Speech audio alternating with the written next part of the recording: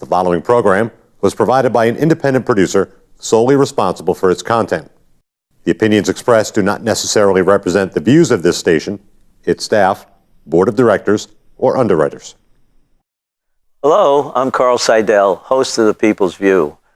The show is sponsored by the Nashua City Republican Committee, and if you like to attend our meetings, they're the second Thursday of every month at 6:30 at the Crown Plaza.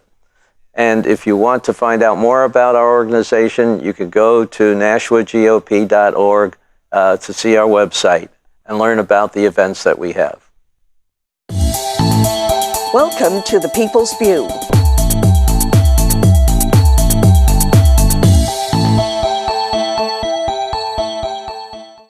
Hello, and welcome to The People's View.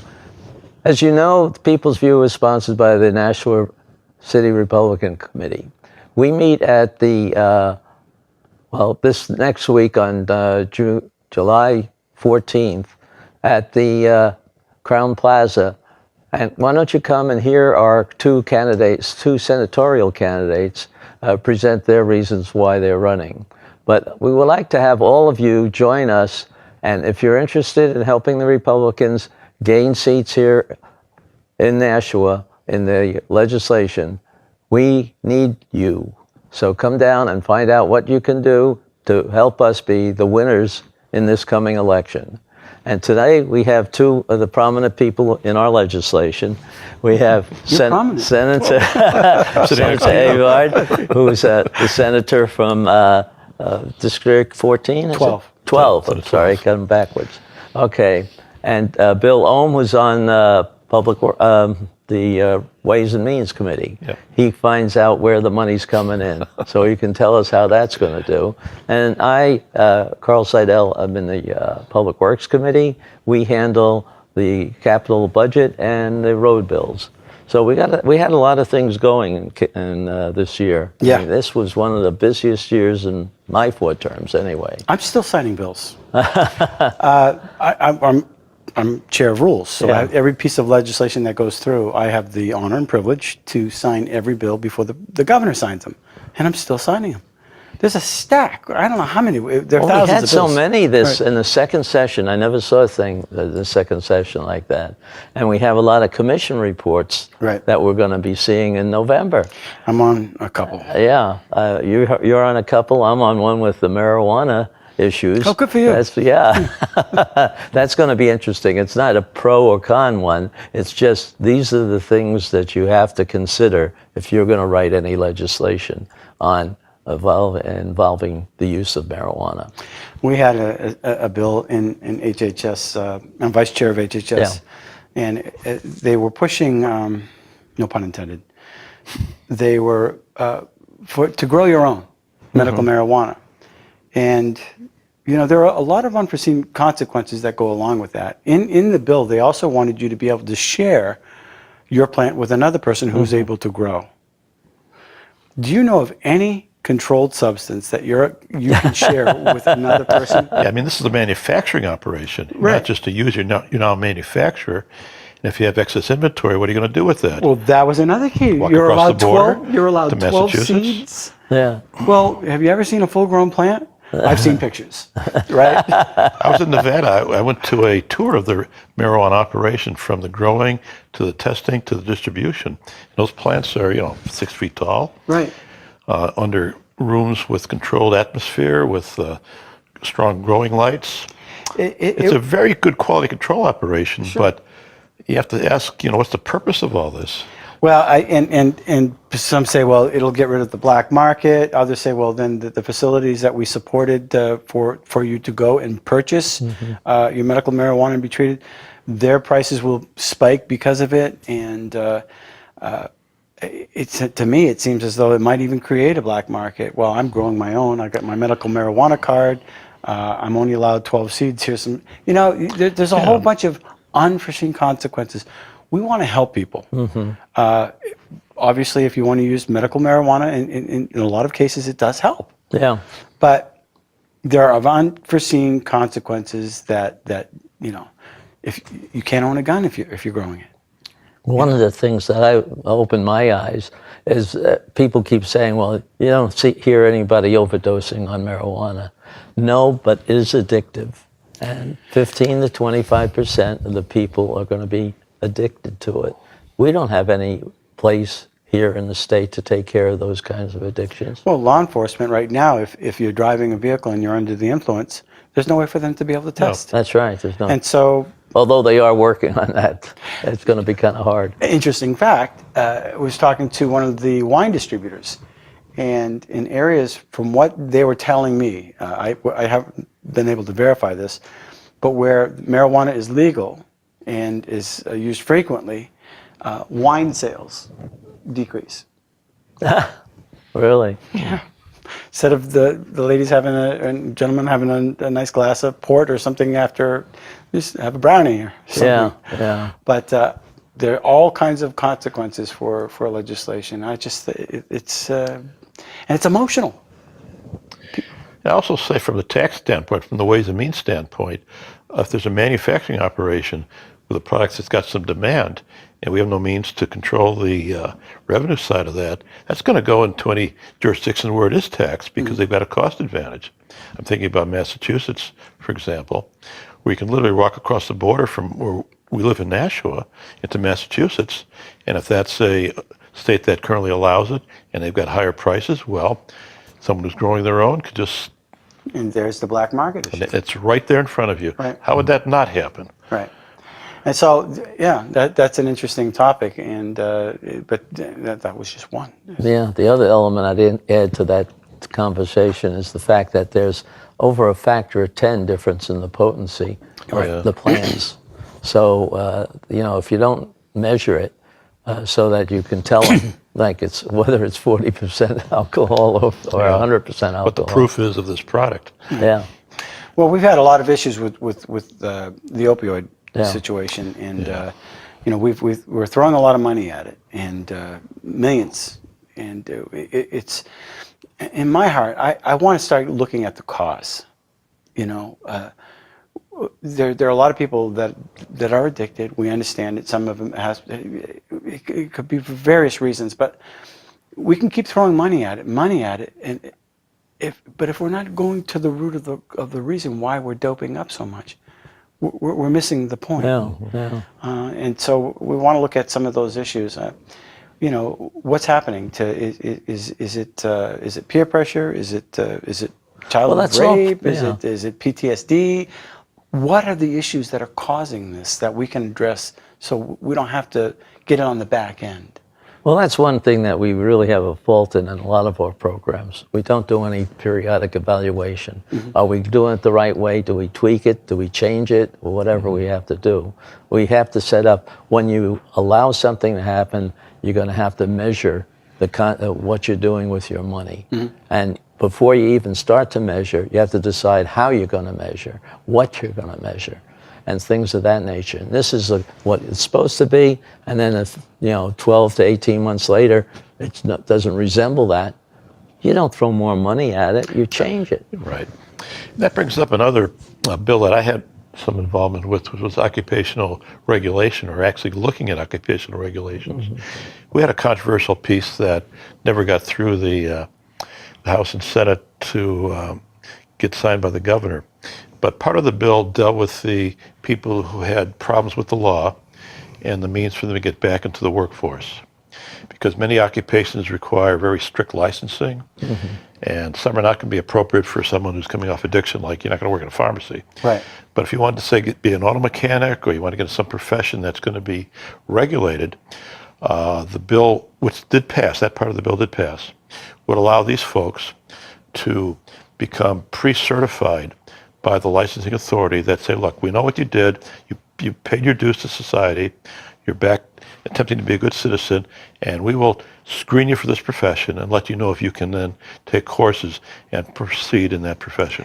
I hear how you're describing that. I know that bill that you were talking about. It didn't seem to come across that way. Yeah. But the concerns were, the people that were protesting the bill, they brought up concerns of that nature. Well, we have strict guidelines, and you're just doing a broad brush, and I think that's what they were complaining about. Yeah, most of the objections on the bill were from industries that like regulation because it restricts competition. Right. For example, if you have to have a state license to do your job, that's very restrictive. It's legal jeopardy if you perform without a license. However, if you just need a certification from a professional organization like an auto mechanic, if you're ASE certified, you're certainly an auto mechanic, but now you're professionally regulated and registered as a quality auto mechanic. So the consumer will have a choice then of going to your brother-in-law might fix a car to a guy who's really trained in this and's got a sticker on his door. Right. But that doesn't require a license from the state. That just says, if you want to be good at that, we will encourage you to get a certification. Right. But we don't restrict the access to the I profession. think they're trying to do that with insurance companies now too, with the pensions and government pensions. Financial advisors. Yeah. Because we have some bad situations here in the state. But yeah, well, you have one or two, and then all of a sudden it goes crazy. It goes crazy. So you don't kill a fly with a hammer. Right. It's just. Well, and you don't cover it with money. And you have to look at it long range. You have to look at after effects of whatever is happening. So we had a nice win here recently for Nashua, by the way. I wanted to bring up the airport situation. Oh, good. That was a bill that was, before I forget, because I kept wanting to make sure I brought that up, but we lowered the registration fees. And for years, our registration fees for the airplanes were like skyrocketing. And at one point, they were on par with Boston, and Boston just said, well, we want the market. Yeah. So we're not going to charge you a large registration fee. You park your plane here, and then they get the market share. And so we lost a great part of the market share. So we lowered substantially the registration fee. So hopefully Nashua Airport will We'll pick up on that. and I believe the governor's going to be signing that bill the 21st of June. Oh, good. Yeah. Okay. Very excited about that because that was Well, we ought to make did sure the we get tours. to put. He's going to be here around the 22nd too, isn't he? He's going to have a speech in Nashua that I think most people would like to go to. Yeah. I think the Chamber of Commerce is speaking there, and I'll try to have him on my program for that day too. But he has a lot to discuss with people. I mean, he has several bills he hasn't signed yet. Yes, I'm very aware of that. There's some that he sent to the Supreme Court to try to see if there's a problem with the definitions we put in. A very for voting. simple bill, 1264, dealing with domicile and residency. I mean, these are synonyms. Most people think they're the same thing, but due to some crazy interpretations of our laws versus the Constitution, in New Hampshire, those are considered separate entities. You can be domiciled here but not be a resident. And if you're domiciled here, you can vote as a New Hampshire resident. I know Senator Morrison, Senator Bradley put out a press release asking the courts to work judiciously and as fast as they can to come to a conclusion, as some type of decision, so that the governor could sign it. People are concerned, and they want to make sure that their vote counts and that it doesn't get watered down. And you saw the study in the paper that there were, thousands of people who came with Massachusetts licenses and voted. Right. And they don't know how many exactly could have been illegal or voted in two places. That's one of the things but we have so many close elections. Yeah. My problem is, do these people vote for some of the candidates that are lower level, not the top congressional ones or the presidential ones, but the ones that are running even for the legislation? Right, where a handful of votes can easily change it. Huge, who is it? Victoria Sullivan won by 1 or 2 votes. Yeah. Senator French won by 13. There were a couple others by 9. Well, we've had in my ward, the last 2 elections, we had recounts. Yeah, Elizabeth Farah. Elizabeth, Yeah. And other people have had that. In fact, I think last time they said there was even one tie where they had to flip a coin. Yeah. That brings up to one other bill that I was involved with, which was to let the Secretary of State do the investigation on irregularities. Because if a person votes John Doe 123 Main Street on a affidavit, no ID, come in and vote, and just sign the affidavit, then a postcard would go out to that address, Mr. Doe at 123 Main. And many times that bounces back, like, who? So then they get the stack of postcards that the Attorney General would sit on, and sit on, and sit on. So I put through a bill that said, okay, the first line of investigation will be the Secretary of State, Bill Gardner, instead of the AG, because the AG's got other more serious crimes to look at. But this is the duty of the Secretary of State. So that bill passed. So now we have the beginnings of a little bit of reform on some of this process. But boy, you know, you hear the kicking and screaming when you try to make these reforms, right? Because there's a false narrative out there that we're trying to suppress the vote. Oh. And we're actually trying to make sure that each vote is worth its weight in gold. Yeah. Right? Everyone should vote. When you turn 18, you should vote. Yeah. When I knock on doors, I meet people who don't necessarily agree with me, but I say, that's okay. I want you to vote. You can vote for my opponent, but you need to go out there and vote. It's why we fought to earn our rights of freedom in this country, and you have to respect that. I agree. And it's a very emotional issue. But I do believe that there are a few narratives out there that are false, and I need think to be they have to challenged. really go after one or two, at least, but publicize them, A because couple that of would, examples. And people would shy away from doing that. Well, I think one of the issues is if you're from another state and you do vote in New Hampshire, you lose your driver's license in that state Yeah. and your ability to vote. Other states are enforcing that. Why is it such a bad thing for New Hampshire to do the same thing? Can't we be like everybody else who solved this problem? Yeah, can't we all just get along? Right? I don't know why something doesn't happen from Massachusetts. Why they Well, don't New do York, something. Yeah. Yeah. calls know that went where across else the they- country on this particular issue. Other states are enforcing it. You vote in another state, you lose your license to drive. Yeah. You're not a resident. You're not a You resident moved anymore. to that state. You've changed. And I don't see why people who do, like the students, why they can't use absentee ballots. Sure. They They can. Yeah. They can. They just, Absolutely. I think it's a little lazy on their part. That, oh yeah, I've almost Well, there's forgot. another part. I mean, if you live in Massachusetts, for example, there's not a lot of competition between the parties on the elections. But in New Hampshire, it's always a very close Oh, yeah. election. Yeah. So if you want to make a difference and you want to get excited, you want to see all the candidates come through and shake their hands, Press the flesh here in New Oh, Hampshire. You wanna I'd be in New like Hampshire. to see all those college students come out and, And- work on these elections, because And I like I think that their enthusiasm is very Yeah. good. But let's put it to work. Let's help get out the vote. The people, there are a lot of people that don't vote, as you Right. say. So one and of the become a New Hampshire resident and get Yeah. with it. Get into the I'd love to have a workforce. We'd student love to become a have you. New That's right. We're- That's right. We have the Army bill that. Oh, yeah. That's a great bill. I'm the first co-sponsor on that. By the Oh, way. there you go. The Army bill basically is allowing this biotech engineering to come to New Hampshire.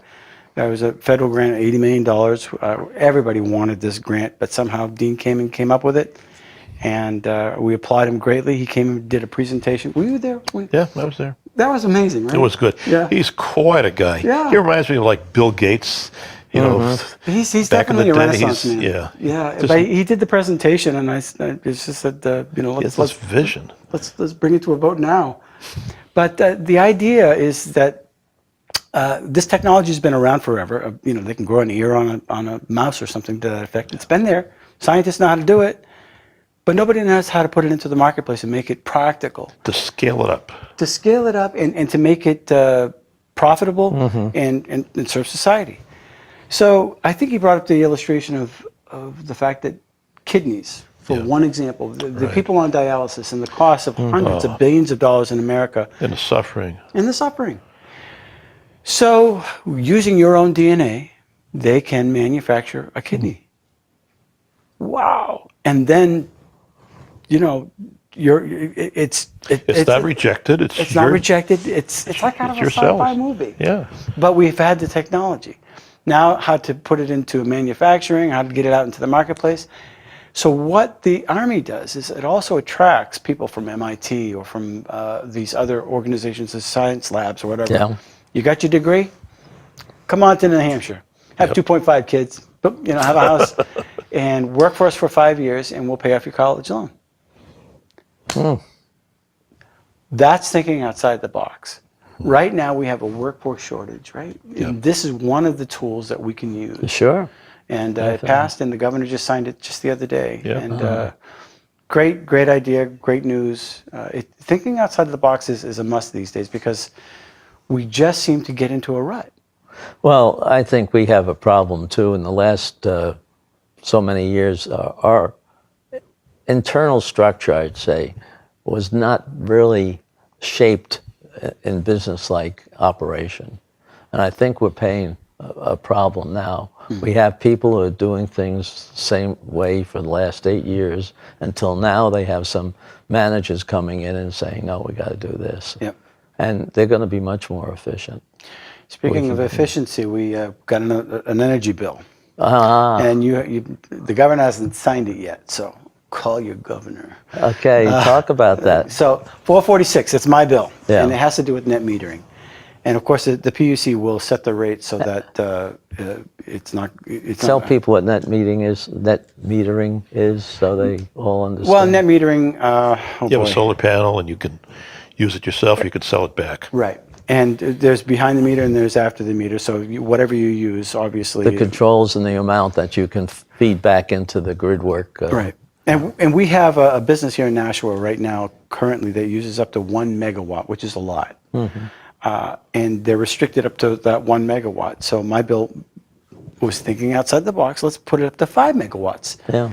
And that, because it's not regulated up to 5 megawatts, but for some reason we decided not to go there. So over the last few years, we did a trial of up to 1 megawatt, and we have the infrastructure there. So I said, well, let's put it up to 5. Why not? Let BAE or Nashua Hydro, they can do up to 3 megawatts, generate their own electricity. Mm-hmm. The schools can put on solar panels on their schools to help lower taxes. Yay! We have higher energy costs right now. Mm-hmm. One of the causes for that high energy is the fact that we're dependent upon transmission. Mm-hmm. There's your big fat wires, and then your distribution, which are your little wires. That's the crayon way to explain it. It is so complicated. I got to simplify it. But the transmission costs are the biggest part of your bill, and that's part of our infrastructure and reliability and all that. There's another $4.6 billion worth of new infrastructure that's coming our way, which will be part of our transmission costs. New Hampshire's commitment, because we're part of a big grid. You're part of the New England. The New England grid. ISO New England. ISO New England. We have a 9.6% obligation to those transmission costs. Mm-hmm. If we keep depending on the transmission costs, that commitment goes up. How do you lower the cost of transmission? By becoming independent. How do you become independent? Well, you're going to need to invest in infrastructure. What kind of infrastructure? Hydro and solar. Mm-hmm. Some wind. There's some, believe it or not, there's controversy with winds in wildlife. But the idea is to become independent from that source. Mm-hmm. It's gold plated now. I asked people if we could just silver plate it a little bit because the cost of energy is so high. Mm-hmm. But by bringing it up to 5 megawatts, it allows industries to create their own energy at a cheaper rate. Why not? Well, we can't do that. Well, why not? Well, because it's subsidized. Well, so the nuclear power plant is probably the most subsidized energy that we've had, and we need it. It's important. We have gas. We have an all-inclusive type of energy platform, but bump it up. And so anyway, the governor's. I need his signature. Please call the governor. 446. That's one of the things that we're looking for our audience to do, to get more involved in some of these things, understand what importance it has to the overall operation of the state, and prod your local legislator or governor. It's amazing how much backbone we have when people call. Yeah. Well, I'm thinking about the infrastructure topic and energy, and we seem not to want to bring in the right vehicles to bring low-cost energy into New Hampshire. Mm-hmm. I'm thinking specifically of the Utica Shale, the stuff in Pennsylvania. There's a lot of gas, a lot of low-price gas. They would love to ship it into New Hampshire, but they need the bigger pipes to do that. And for whatever reason, Well, Do you have any thoughts on that, Kevin? there's some very deep passion opposed to that because of the fracking. Fracking is evil. Type of there are some groups out there that are very, very opposed to that. Yeah, there's Luddites everywhere. And we had we didn't want the Kinder Morgan pipeline to come through because it was going to just go through people's properties, and that property rights is an issue. It's a real important issue. Without it, liberty is just academic, and I really believe that. But there are other options that are out there. There's one that's going on 101. It's called the bridge. Yeah, going to Portland, Maine. And basically they're going to. There's all right away. It'll go up to Hooksett, I believe. There a pipeline, gas, and that will be for residential heating. Yeah. So there are some options on the table, but there are some environmentalists that very, very stridently do not want gas. Right. Well, I think that's the folks who want to have very high cost energy to make these other sources more attractive. Right. But I think the problem we have in New Hampshire is the high cost of electricity. Right. New England's the highest in the region, and we're stuck with that. But I'm going to disagree with a little bit on the gas pipelines because these are underground. You don't see them above ground like you do windmills. Mm-hmm. These are typically routed through areas that are not populated. Now, somebody's going to be abutting it somewhere, but typically it's a pretty good distance away. Oh no, I think the Kinder Morgan one that was brought down, the Ned Northeast, that one was shot down because they were going through private properties. But there's another one that's being proposed right now, which is it's all right away stuff. It's right on off the side of the highway. It's not going to have. There's not going to be any issues with it at all, and there's still resistance to that. I'm not saying I'm resisting that. I did resist the Kinder Morgan, and I would still do it because of the private property issue. But there are some people that they're very concerned about the fracking and what it's going to be doing to the environment. And I have to argue on the other side of that because some of the stuff you see about flammable water coming out of people's faucets is from the wells that they've drilled in essentially over a gas dome. Mm-hmm. But the fracking is well below the water table. You're down thousands of feet. What you're doing is you're injecting a particular grade of sand into the well to open up the pores to let the gas flow out. Mm-hmm. You can kind of have it all jammed up with muck and let the gas sit there, or you can blast some sand through it and let the gas flow out. That's what it is. It's sand, deep ground, below the water table. Yeah, and I'm sure and I totally get it, and I think what we're seeing though is there's a high rate of emotion with it. Yeah, but that's right. The perception is something else, and you're right, Kevin. The perception is this is something that's destroying the environment somehow by putting a sand in the ground. Well, they don't really get into the details. They just kind of wave their hands about the. And they're very strident. They just don't like fossil fuels. They just don't like fossil fuels, and they're going to be. And that's interesting too, because the reason we came up with the renewable energy portfolio was because we had a huge dependency on oil. Mm-hmm. And the state said, you know what, as far as a reliable source, we can't do that anymore. We got to have alternate sources. So we're going to encourage businesses to be another source so that we can become independent. And there's been a lot of angst over it because it's subsidized. And so what they want to do is the businesses that they said, hey, look, we're going to give you a grant, we're going to subsidize it, we're going to give you this price. A few years later, you know what? We changed our mind. You know, and we can't do that. No.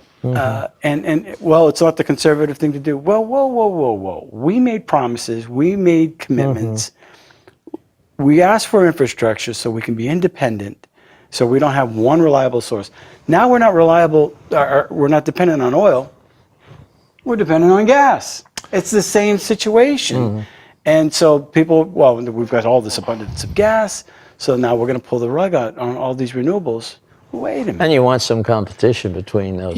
You need multiple. You need multiple sources. You need a whole host. You need the nuclear. You need the gas. You need the what happens if all our gas just shut off right now?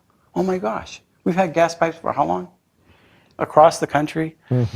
But there is a lot of gas. There is a lot of gas, and there's a lot of other nearby. options. and there's hydrogen. There's some type of hydrogen thing going on. I don't know what that is. Oh, I think that local dams can generate a lot of power too. Yeah, I and there's think always they'll an look into it. environmental issue that keeps coming up, and so you're not going to be able to please everybody, but the environment is important to everybody. Speaking of which, we're always worried about the PFOAs or PFO. Yeah, the trace levels chemicals of- that are in the yeah. water. It's everywhere, and that's an issue that we're going to have to bite the bullet on. Well, there's a lot of science that is dealing with trace levels, and there's controversy on that. I was somewhat involved with this when the lead bill came out because there was a lot of emotional arguments. So I read the scientific papers, and the basic problem is that the EPA says that there is a no threshold level of safety with anything, that even trace amounts are toxic. But the data doesn't show that. The data shows that there are threshold levels at which your body, through our normal processes of the kidneys, the liver, the mucuses in your mouth and nose, you get rid of this trace level crud pretty easily. And when these are not overwhelmed, these tend not to be problems. It's not good for you, but it's not bad for you either. But it's when you get a certain dosage, now you got the problems. And the science is, where's that dosage? What's the threshold of which you have to put a safety margin in? And what we're seeing, though, is an emerging amount of these doses going up and up and up. And so our eye is on it. We're looking at it because of the landfills. You look at a lot of the landfills, they're right next to waterways. What were they thinking? Yeah, put it on the neighbor's property. Yeah. Where's our town border? Let's put it there. Yeah. More issues that are coming up. Yeah. Well, there's a lot of things that we have to prepare the state for. They're not really equipped to do some of this stuff yet. I mean, we can get into programs like, well, we have the dope issue, okay, for lack of a better word. The legislators, or? Well, no, not quite. Well, there were a few. But, what are we doing? We're putting a lot of money in to take care of these opioids. Opioids, yeah. And we don't measure, we're not really capable of handling it, everything. We had money sitting around this year, what was it, $20 million that the HHS had for handling that federal grant, and they didn't know what to do with it. They didn't have any people to do it with. So you can't just throw money. You got to have a plan, how to use it. And that's one of the things that most of the administration just doesn't do routinely. They don't measure the effectiveness of their operation. Well, there are audits that are going on. Their audits, they don't pay attention to them. Right. I'd like to have Don LeBrun here, who's with HHS, because he and I have little discussions about this.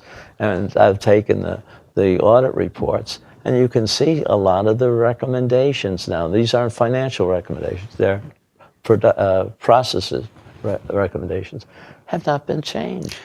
People want to be what they're comfortable with. They don't like change. I've shared a few of them with you in the past, and just you scratch your head, and the Department of Bureaucracy seems to fail.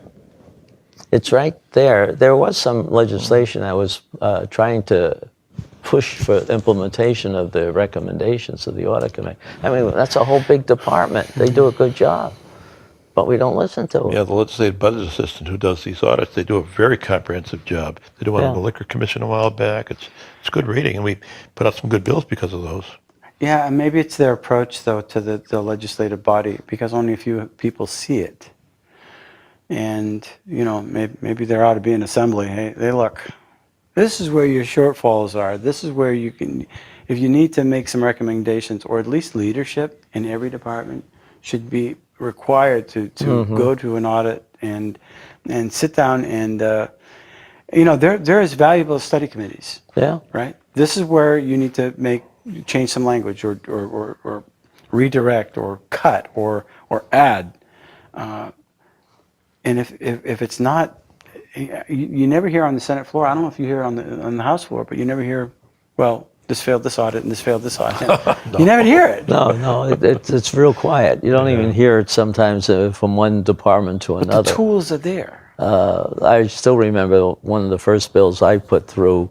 I wanted people to every contract that was over $20,000 have a one-page review of the vendor's performance. Was it on time? Did he do this? Did he do that? Or what? How well is he quality easy control. to get along with? Sure. And they kept saying, "You can't do that. If you're in a business, you'd be doing that. That's right." And so I gave up on that legislation because they wanted to put it with so much expense just to implement this. Fortunately, I don't know if you know Mike Connor from, anyway, he looked into that and he told me how easy it was. And fortunately, here's a good guy. Fortunately, he's retired now. But he went and he implemented it. I found out 2 years later, because all it was an extra column on a spreadsheet. Oh, That's all he needed to do. If somebody would sign off on it, so if anybody wanted to use XYZ Corporation, they can see what kind of performance. Yeah. They had the file on it. They had, just one sheet of paper. And it's frustrating. It's frustrating, and it's funny. You get a good idea, and you want to present it, and you're surprised by the resistance. But some of those things happen. You remember what happened with that roofing on the LOB problem, where they hired a group from Vermont? I don't remember that. No, that was all. Anyway, they went bankrupt with the job halfway done, and they had to go out. They didn't know what to do, and because they had a contract with them, but you weren't going to get a blood from Soane, so they didn't redo. They couldn't redo the contract. Why not? They were stymied for a while. So finally, they pushed it through, and they got a good job done. But it took them a year more than they had planned. That's your government working for you, right? Well, that's what I don't like. Yeah. In a way, I agree with Trump very much that there is a swamp down there, and he can't get rid of the bad guys fast enough. I just hope he gets rid of the IRS people that screwed up down there, the other people who are holding up the nominations that he's made for all important positions. I hear the Senate's going to be working through the summer. Yeah, how about that? Oh, Maybe they'll move things in June and July so they don't have to work in August. One thing that Trump done that's worked pretty well, I think, for the country is the tax cuts. Yeah. Yeah. And that makes me think about our budgeting process, Kevin, because we had a pretty good job last year balancing the budget, no taxes, no fees. Lower We held taxes, the line. we got rid of the energy consumption tax. We were able to put $100 million in the rainy day fund. And, can I just mention something about that $100 million? Our goal is $152 million to put into the rainy day fund. It could be wiped out with one natural disaster. Sure. But as you were mentioning off air, if you have to maintain that level of That balance. that balance to show stability. When the state shows stability, that induces businesses to come here, invest, create jobs, and helps with our infrastructure. If we don't have a good bonding, then people are going to put the brakes on. And, there's so much people, well, we've got the opioid crisis, well, let's spend it towards this and stop. Number one, like you said, we haven't spent it all in the first place because the money's, we don't know how to allocate it yet. We didn't have the Or the ways people. of using it. But by putting in that money in the rainy day fund, you're saving tomorrow. What happens if we did get hit with a hurricane or a huge ice storm that wipes out Nashua again for a month? Could it happen? You don't know. But if that's the case, it's nice to have that extra funds to help out in that time of need. But there's this angst. Well, we got the money. We got to spend it. Chill. Burning a hole in our pockets. Ooh. Chill. We're Well, maybe these are the people that go broke and have bankruptcies. Right. Well, I think if the state is sound, if we're lowering taxes, our revenues are screaming Right. now. And I think we have to credit the Senate for the lead on this tax. Yeah. Oh, yeah. You know, you guys did a nice job. Yes, we did. With the BT and BPT knocking them down, and It didn't hurt. some people in the House had to swallow pretty hard. But you know, you guys basically came up with a budget this time around because the House was struggling, and the Senate came up with a budget and put in some good stuff at the end, which were those tax credits. You know, and I mean, Senator, tax reductions. I got to give tax cut reductions. good shout out to Senator Gary Daniels. I mean, he's Oh, chair yeah. of Yeah, finance. chairman of the Budget Committee. And he knows what he's doing. He does. has a real sharp brain on that. Yeah, and fortunately, he We've sits had next to him me and on. he gets to vote just like I do every time.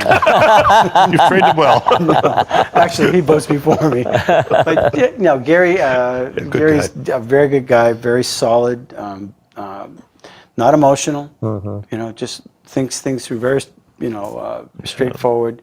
And if I come up with an idea, he'll say something to the effect, "Well, how are you going to pay for that?" There are a couple areas where I'd like to see some increases in, fishing games. They're strapped. I think they have to look at some of these operations, and I think that's why two of the people that have been put in charge, the administration division, what's it called? Charlie Allinghouse. Yeah, Charlie Yeah, Allinghouse. Administrative Services. Yeah, administrative services. I hope he's the one that's going to be helping reorganize some of them. They're doing some stuff now with HHS. They're doing something in education with Frank Gadelboot. Who's doing an amazing job, by the way. We're He's- lucky to have Frank come on the team. You know, he's making the department more accountable to the people. He really is, and sending money back, and he's listening. And He's going around to every department. yeah. I want him to come to Nashua. I don't know what the school budget was, but the last I heard, it was like doesn't look good. 3.2% or something higher than. Well, speaking about the national budget, you know, there was some controversy with the spending cap that we thought we had. And Yeah. then the mayor just goes through it. Well, we got a fix for that, don't we? Yes, we do, Kevin. Well, we got to fix it. He's got the alderman all on his side Well, now. no. We passed the bill, CACR yeah. 15, which basically gives, in history, people have not had standing, even though you're a taxpayer, to sue if your local Right. people didn't abide by the ordinances that you had placed in there, Like the mayor and the alderman. and the alderman, yeah. And by going around the tax cap, they basically skirted the will of the people. And so CACR 15 it came to life. And that will give you, the taxpayer, a right to sue when your local government decides to go against your will and spend against your will. You know, there's this little rumor. And we need a vote for that this fall. Yeah, it'll be on the ballot. So it gives you the right to make sure that your local alderman or city councilor or selectman are accountable. But and it's going to be on the ballot. But you know, there's this little rumor that well, the reason national taxes are going up is because of the downshifting. Yeah. Last I checked, we just sent $1.3 million down to Highway block money. grants. Frank sent some hundreds of thousands of dollars to the schools. We bumped up $10 million for security for the schools, which should already have a program for security so that these incidences don't happen. Yeah. We're sending money back. But the narrative is, well, there's downshifting. And I think there's another guy who's running for my seat who's saying, well, it's because of the downshifting that our taxes are going up. And that's false. It's because of the local spending, which is... There's lots of There's a lot of that going on. There's a lot of that going on. And they scared people, too, when they had that scholarship bill out there, how much the schools were going to be losing. Well, the money follows the child. Yeah. The child leaves, whether it's because of a scholarship or because his parents got a new house in Merrimack or something. Carl, You lose that. And the other thing I just want to touch on, the projection of the loss of students in New Hampshire over the next 10 years is something like 50,000. Yeah. And so why is the What- cost of education going up? Yeah, right. Well, and they're also going to have less money coming from the state because that state money is based on the number of people going to school. And so I've gone to a number of these conferences, in CLS, in school choice, and nationwide. One of the things that are uplifting these kids out of poverty are these charter schools and the school choice, getting a kid to learn and it's a system that is designed for the child. Right. Good point. And one of the main factors for the cost of education and why school teachers are not getting their raises is because administration is sucking up all the money. That's where the increase in the The cost. teachers Yeah. need a raise. Right. We need to cut The administration level. administrative level. Right. Yeah, well, Nashville's becoming more diverse city, so we need more money. Well, no. For more administrators, no. Give the teachers a raise. They deserve it because they are on They're the the front front lines, line. Right. not the administrators.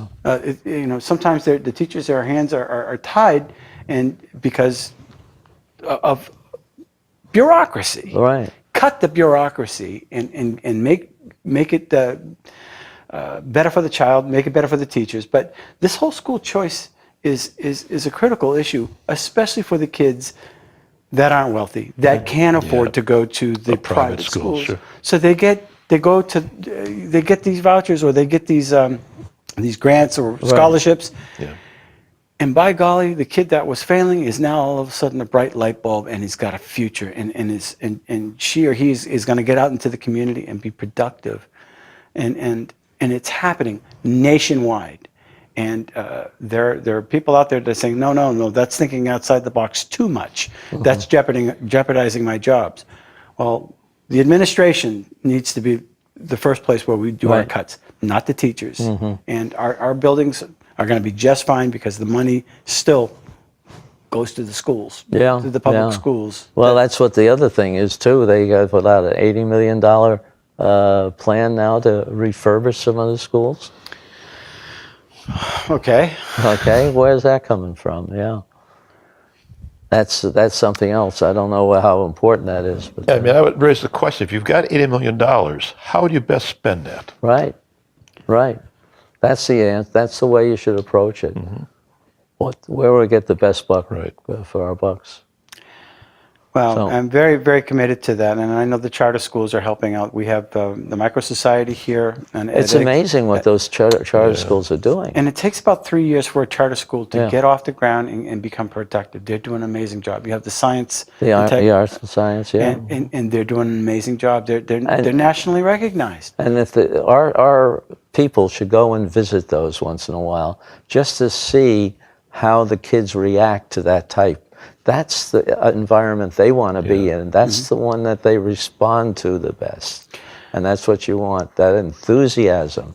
It's so good to see. Oh, it is. And I think we've had some winning teams there from that Dean came up with this wonderful competitions with the robotics. DACA. Yeah, what an amazing!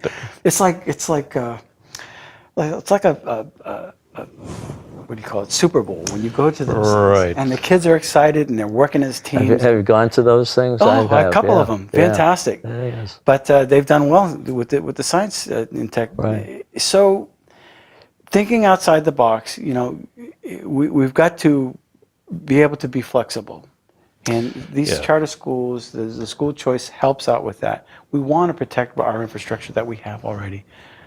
Part of that is I strongly believe that they need to cut the admin and let the schools obviously be locally controlled. But Yeah, and not every kid wants to be a scientist. no. Some people like to roll up their sleeves and be an auto mechanic, work in the field. So the parents know, I think, what's best for their kids, and they have that choice available to Right. the parent. I'm very happy with the community college. I Yeah, know they're- in my experience that Right. over the years with the construction and everything, we gave more to the community colleges from our committee than we did UNH because we saw better results. Yeah. And What I they've think done. UNH is flat funded at But I think $75 million. UNH, well, I'm talking about the construction funds, which was separate from that. But they, the building trades. When I first came in, they were getting $30 million every budgetary, and they thought that was going to go on forever. And we said, no, we want to know what you're going to do with it. Yeah. And they wound up that first time getting $5 million instead of 30, and we gave $20 million to the community colleges. Right. And they did a beautiful job with that, Yeah. getting some of the technology that the industry needed. Yeah, they got that BAE Right. program. Right. BAE's got this microelectronic program there. Yeah. It's a 10-week course for the kids that don't want to go to college. Yeah. You go there and you learn how to do microelectronics. Doing through the mic, I went through the whole thing and to look at it, and basically after a 10-week period, if you've done the course right, BAE hires you. You work for BAE, then they pay for your college Yeah. up the road. Yeah. If you want to get into that field. Whoa, great idea. Yeah. I mean, some of these auto mechanics, kids going to the auto school, CTE programs. Yeah. Great idea. Well, let's expand that. We have to work together more. You know, you don't work independently. See how you can work with your local industry. Right. See what they need. Yeah. We're talking about, well, another area that we worked on was transportation and the road bill, where the train was a big thing for Nashua. The train is an element, and it's kind of hard to, it's a very expensive element. The approach we were talking about within the committee was to work with buses. So buses could provide, if we had a train, the people that are coming from outside, because the train would only go up and down the state, the middle of the state. Well, you want to bring everything there. And how do you get the people to the work environments? You know, the people that are looking for jobs. You know, we don't have a good county-wide transportation system.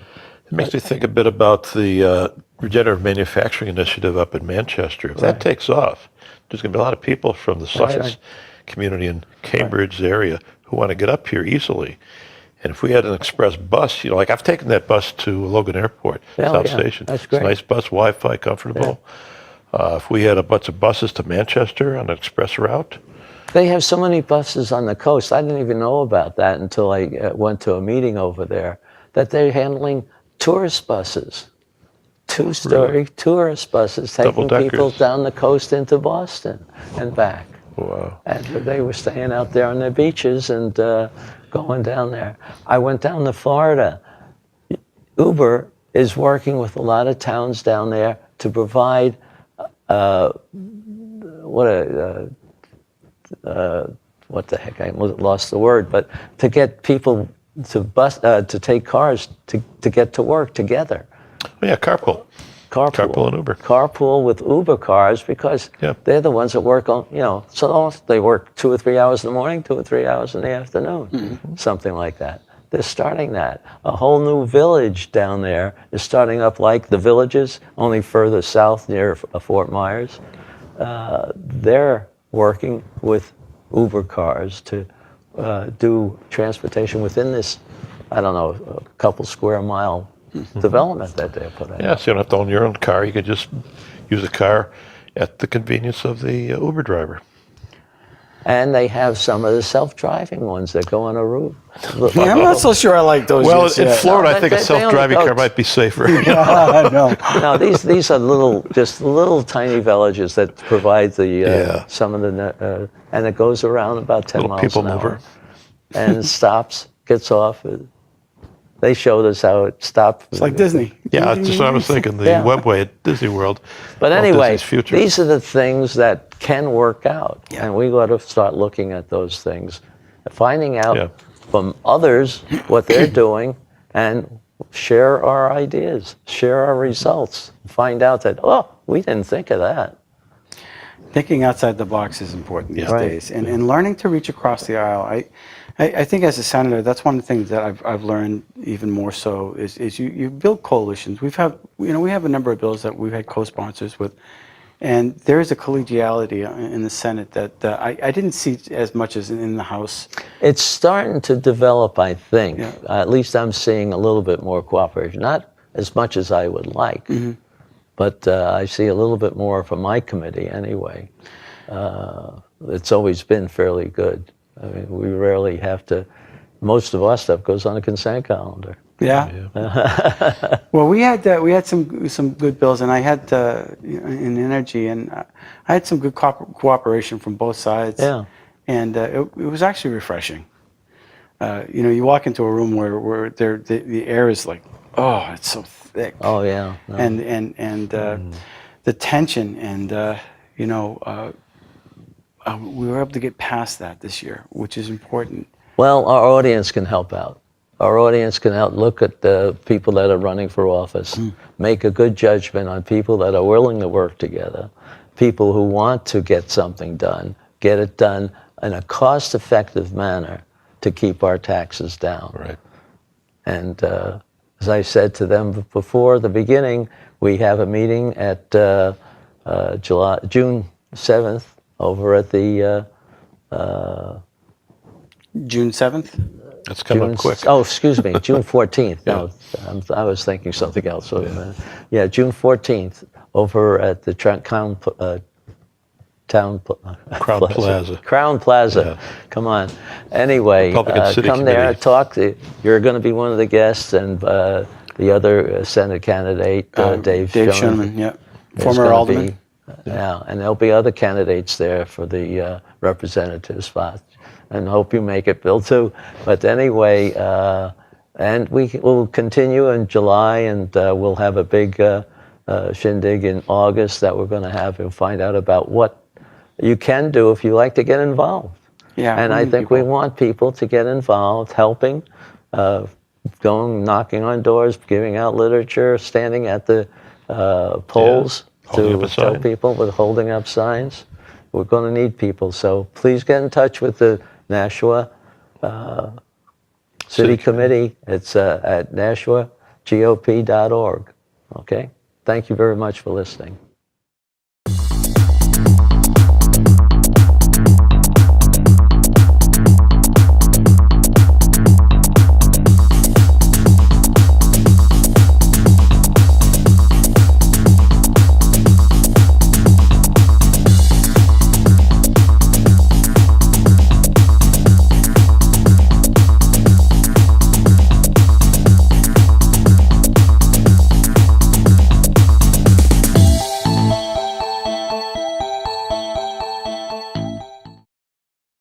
The preceding program was provided by an independent producer solely responsible for its content. The opinions expressed do not necessarily represent the views of this station, its staff, board of directors, or underwriters.